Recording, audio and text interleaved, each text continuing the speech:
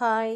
இன்று இரவு அதாவது செப்டம்பர் 7 ஞாயிற்றுக்கிழமை இன்று இரவு நமக்கு சந்திர கிரகணம் நிகழ உள்ளது இல்லைங்களா? இந்த டைமில் நம்ம என்னெல்லாம் செய்யலாம் அப்படின்னு சொல்லிட்டு நம்ம முன்னோர்கள் நமக்கு சில விஷயங்கள சொல்லி வச்சுருக்காங்க.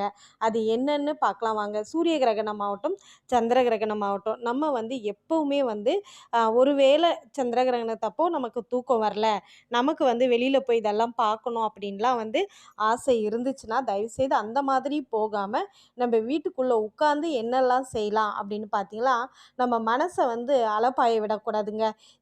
இதையும் அதையும் நினச்சிக்கிட்டு, அதாவது நமக்கு அன்னைக்கு அதை இவங்க செஞ்சாங்களே, இன்னைக்கு இதை இவங்க செஞ்சாங்களேன்னு மனசில் கெட்ட விஷயங்கள், அதாவது அசுத்தமான மனசை அசுத்தப்படுத்துகிற எந்த ஒரு விஷயத்தையும் நம்ம நினைக்கவோ கவனிக்கவோ கூடாதுங்க. தியானம் பண்ணலாம், தெய்வீக மந்திரங்கள் சொல்லலாம். தெய்வத்தை பற்றி உங்களுக்கு என்ன மந்திரங்கள் தெரியுதோ அதை நீங்கள் செய்யலாம். மெயினாக பார்த்தீங்கன்னா அன்னை பராசக்தியோட பாடல்கள் மந்திரங்கள் உச்சரிக்கிறது ரொம்ப ரொம்ப நல்லதுங்க.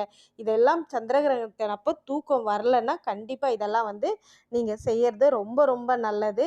ஏன்னா ப்ரெக்னெண்ட்டாக இருக்கவங்க, உடம்பு முடியாத இருக்கிறவங்களுக்கு தூக்கம் வராது இல்லைங்களா? அந்த மாதிரி இருக்கிறவங்க இதெல்லாம் செய்யுங்க. சொல்லி பாருங்கள் இந்த மந்திரங்கள்லாம்.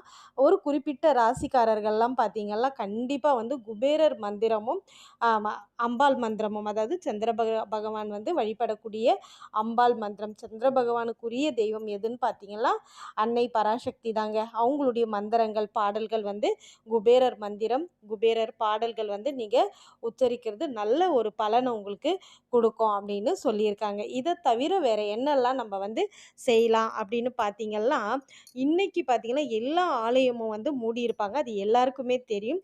அதாவது இன்னைக்கு 2 மணிக்கே பார்த்தீங்கன்னா சில ஆலயங்கள் பெரிய பெரிய ஸ்தலங்கள்லாம் கூட மூடிடுவாங்க. ஆனால் நம்ம திருவண்ணாமலையில் உள்ள அண்ணாமலையாரை மட்டும் இன்றைக்கி அந்த ஸ்தலம் மட்டும் மூட மாட்டாங்க. அங்கே பார்த்திங்கன்னா இன்றைக்கி நமக்கு கிரிவலம் போவாங்க நம்ம மக்கள். இதை கூட நீங்கள் கிரிவலம் போகணும் அப்படின்னு நினைக்கிறவங்க இந்த நேரத்தில் சந்திர கிரகணத்தப்போ ஒரு மணிலேருந்து 1:30 மணிக்குள்ளே நீங்கள் போகிறது ரொம்ப நல்ல பலனை நமக்கு கொடுக்குங்க. நாங்கள் வெளியில் இருக்கோங்க்கா, நீங்கள் சொல்கிற மாதிரி தியானம் பண்ணுறதோ மந்திரங்கள் பண்ணுறதோ எங்களுக்கு முடியாது அப்படின்னு நினைக்கிறவங்க கண்டிப்பாக அப்படி வெளியில் இருக்கிறவங்க நீங்கள் முன்னோர்களுக்கு தர்ப்பணம் கொடுங்க. அது இன்னுமுமே கூடுதல் பலனை நமக்கு கொடுக்கும். ஏன்னா எங்கே நீங்கள் போய் ஜாதகம் பார்த்தாலும் பித்ரு தோஷம் இருக்குது அப்படின்னு சொல்லுவாங்க இல்லைங்களா?